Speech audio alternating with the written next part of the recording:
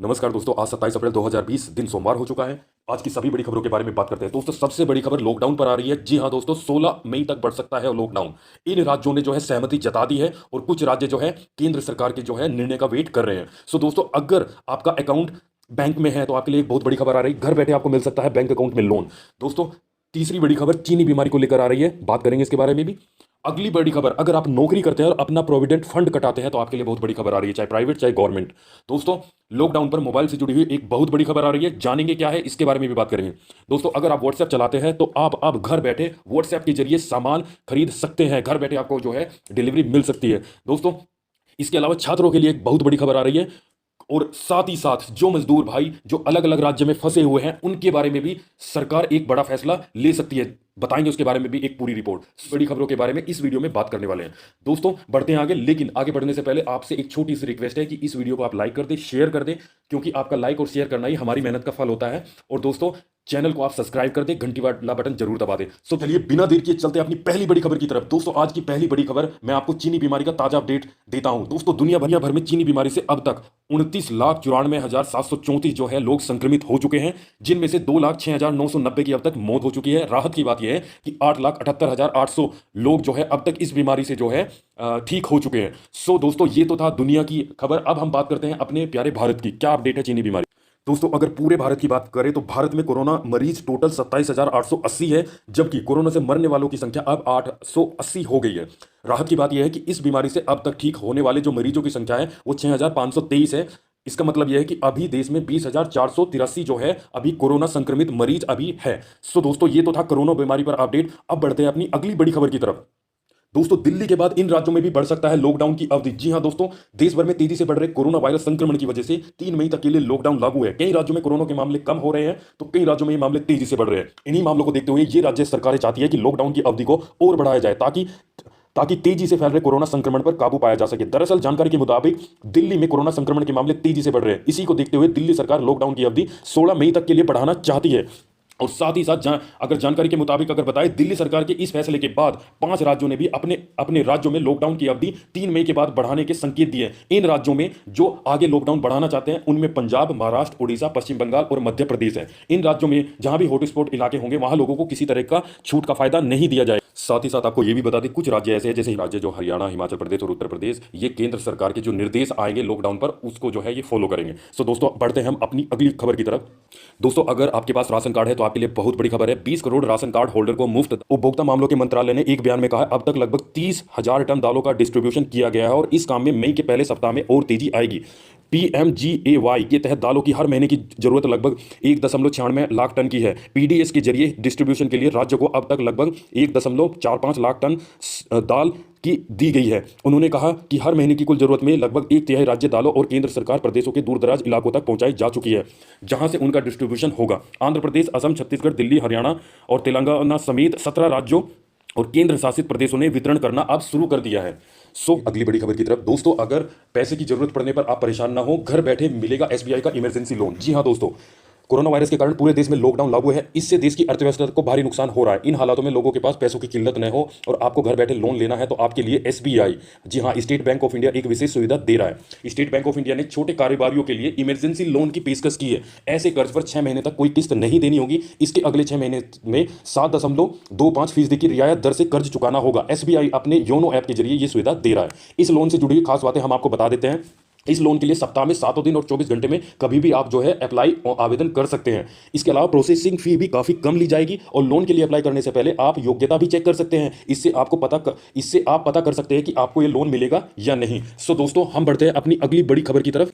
साथ ही साथ आपको जो है एसबीआई की तरफ से एक और खबर आ रही है कि एसबीआई ने अपने ग्राहकों को सावधान किया है, किसी भी लिंक पर बिना सोचे समझे न क्लिक करें, इससे खाली हो सकता है आपका बैंक अकाउंट। जी हां दोस्तों, कोरोना वायरस के कारण देश में लॉकडाउन लगा हुआ है। ऐसे में लोग रुपयों से जुड़े लेन देन ऑनलाइन ही कर रहे हैं। इससे ऑनलाइन होने वाली जो ठगी है की संभावना बढ़ गई। इसी को देखते हुए भारतीय स्टेट बैंक ने अपने ग्राहकों को एक खास मेल भेजकर और ट्विटर के जरिए सतर्क किया है। बैंक ने ग्राहकों को ऑनलाइन लेन देन के समय जो साइबर क्राइम होते हैं उनसे बचने के लिए जो है बहुत सारी बातें बताई है। सो दोस्तों, हम बढ़ते हैं अपनी अगली बड़ी खबर की तरफ। अगर आप नौकरी करते हैं प्राइवेट या गवर्नमेंट और आप अगर प्रोविडेंट फंड यानी कि पीएफ कटाते हैं तो जो है एक खबर आपके लिए आ रही है। प्रोविडेंट फंड से बिना सोचे समझे न निकाले पैसा 1 लाख रुपए निकालने पर रिटायरमेंट के समय कम मिलेंगे 11.5 लाख रुपए। जी हां दोस्तों, कर्मचारी भविष्य निधि ने हाल में करीब 8 करोड़ ईपीएफ खाता धारकों को राहत देते हुए उनकी जमा की एडवांस निकासी की सुविधा दी है। इसके बाद 15 दिनों के अंदर लगभग 10 लाख क्लेम के जरिए कुल 3600 करोड़ रुपए निकाले जा चुके हैं। ऐसे में अगर आप भी अपने पीएफ खाते से पैसा निकालने का प्लान बना रहे हैं तो ये जान लीजिए कि ऐसा जो आप करेंगे तो पैसा आपके बुढ़ापे में जो है काम आएगा। बहुत जरूरी न होने पर पीएफ निकालने से बचना चाहिए। इस पर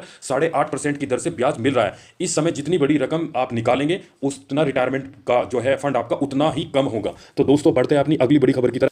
दोस्तों अगली बड़ी खबर लॉकडाउन से जुड़ी मोबाइल के लिए तो मई के अंत तक 4 करोड़ लोग हो जाएंगे मोबाइल फोन से दूर। जी हां दोस्तों, आने वाले समय में अगर लॉकडाउन से जुड़ी पाबंदियां नहीं हटती है तो मोबाइल खराब होने या टूट जाने की वजह से करीब 4 करोड़ लोग हैंडसेट से दूर हो सकते हैं। मोबाइल इंडस्ट्री के संगठन India cellular and electronics association ने शुक्रवार को अपनी रिपोर्ट में यह दावा किया। आईसीए का अनुमान है कि इस समय करीब 2.5 करोड़ से अधिक मोबाइल हैंडसेट काम नहीं कर रहे जिनको मरम्मत की आवश्यकता है। आईसीए के चेयरमैन पंकज महिंद्रू ने कहा कि उन्होंने पीएम मोदी समेत सरकार में कई लोगों से संपर्क कर मोबाइल फोन को अनिवार्य वस्तु और सेवा के दायरे में लाने को कहा है। जी हां दोस्तों, बढ़ते हैं हम अपनी अगली बड़ी खबर की तरफ। जी हां दोस्तों, लॉकडाउन लंबे समय तक रहा तो लाखों भारतीय गरीबी के दलदल में फंस जाएंगे, ऐसा कहना है आरबीआई के पूर्व गवर्नर डी सुब्बाराव का। जी हां दोस्तों, आरबीआई के पूर्व गवर्नर डी सुब्बाराव ने रविवार को कहा कि लॉकडाउन यदि लंबे समय तक रहा तो इससे लाखों गरीब जो भारतीय हैं और गरीबी के दलदल में फंस सकते हैं। उन्होंने साथ ही कहा कि कोविड-19 संकट समाप्त होते ही अर्थव्यवस्था में भी जो वी शेप की जो रिकवरी है वो आएगी। सो दोस्तों बढ़ते हैं अपनी अगली बड़ी खबर की तरफ।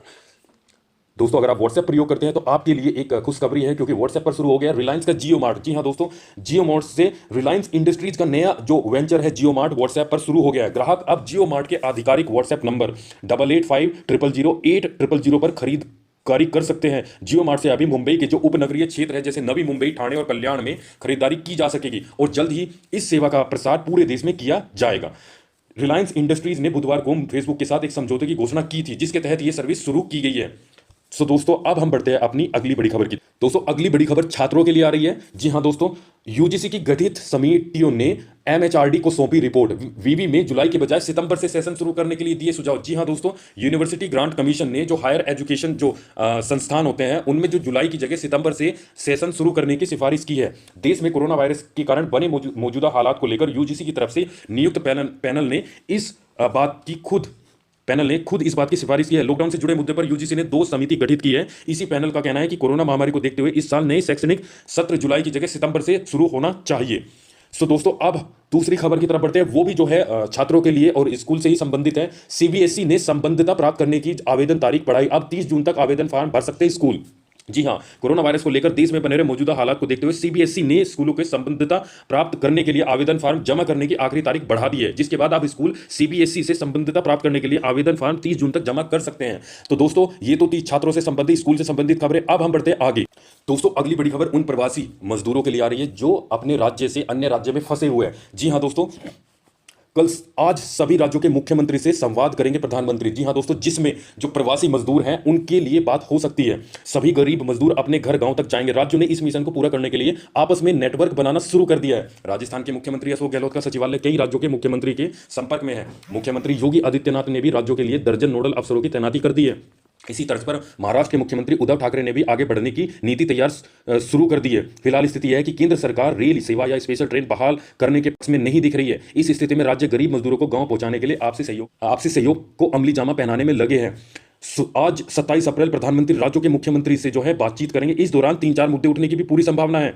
इसमें एक मुद्दा जो प्रवासी गरीब मजदूर जो अन्य राज्यों में फंसे हैं उनका भी होगा। केंद्र सरकार की एक रणनीति का ने माना कि यह बड़ा मुद्दा है और जटिल भी है। सूत्र बताते हैं कि चर्चा के दौरान राज्य मजदूरों को अपने यहां लाने के लिए केंद्र सरकार से विशेष ट्रेन चलाने की मांग रख सकते हैं। सो दोस्तों अब बढ़ते हैं हम अगली बड़ी खबर की तरफ।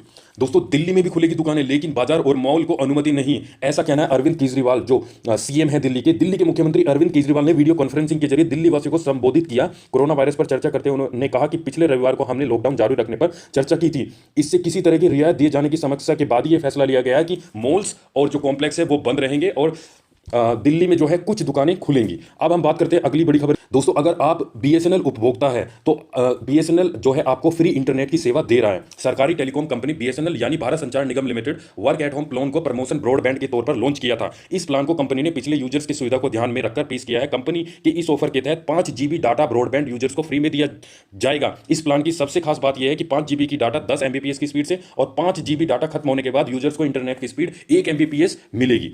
सो दोस्तों अब बढ़ते हैं अपनी अगली बड़ी खबर की।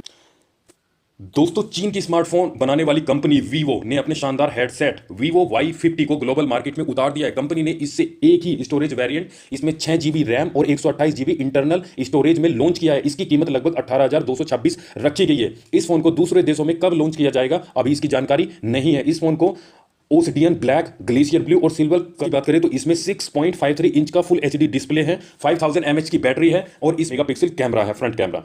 सो दोस्तों अब बढ़ते हैं अपनी अगली बड़ी खबर की तरफ। दोस्तों हुआवे ने भारत में लॉन्च किया वो वाईफाई फीचर, बिना नेटवर्क एचडी वीडियो और वॉइस कॉलिंग की जा सकेगी। जी हां दोस्तों, स्मार्टफोन निर्माता कंपनी हुआवे ने भारतीय यूजर्स के लिए voice over wifi feature launch किया है। वो वाईफाई सर्विस जिसे वाईफाई कॉलिंग भी कहा जाता है, इसमें यूजर वाईफाई कनेक्शन से अन्य वो वाईफाई सपोर्ट स्मार्टफोन यूजर से वॉइस कॉल और वीडियो कॉल कर सकेंगे। खास बात यह है कि इस फीचर के जरिए एरोप्लेन मोड, जब आप एरोप्लेन में यात्रा करते हैं उस टाइम पर सेलुलर नेटवर्क उपलब्ध न होने पर भी वो वाईफाई कॉलिंग की जा सकेगी। यह खराब और कमजोर नेटवर्क वाली जगहों पर भी काम करेगा ताकि यूजर्स बेझिझक आपस में बात करते रहें। दोस्तों एक अफवाह फैलाई जा रही है। सरकार ने रिटायरमेंट की उम्र घटाकर 50 साल कर दी है। इसका कोई फैसला नहीं लिया गया। अगर हम प्रेस इंफॉर्मेशन ब्यूरो जो पीआईबी फैक्ट चेक ने अपने वेरीफाइड हैंडल से द सैन टाइम्स के आर्टिकल का स्क्रीनशॉट शेयर करते हुए इस खबर का खंडन किया। ट्वीट में लिखा गया था कि एक वेब न्यूज पोर्टल ने दावा किया है कि कोरोना वायरस जैसे संकट के समय केंद्र सरकार के कर्मचारियों की रिटायरमेंट की उम्र घटाकर 50 साल की जा सकती है। इस रिपोर्ट में किया गया दावा गलत है।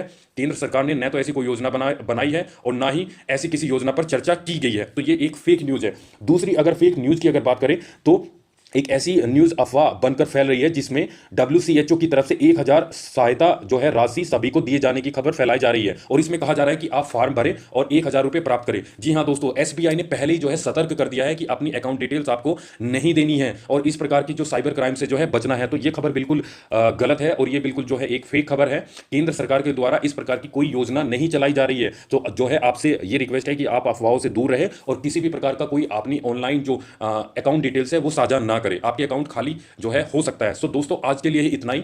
आप जो है हमारी वीडियो को लाइक कर दे, ज्यादा से ज्यादा शेयर करें और हमारे चैनल को आप सब्सक्राइब कर दे ताकि आपको ऐसी ही वीडियो मिलती रहे। सो दोस्तों धन्यवाद, थैंक यू।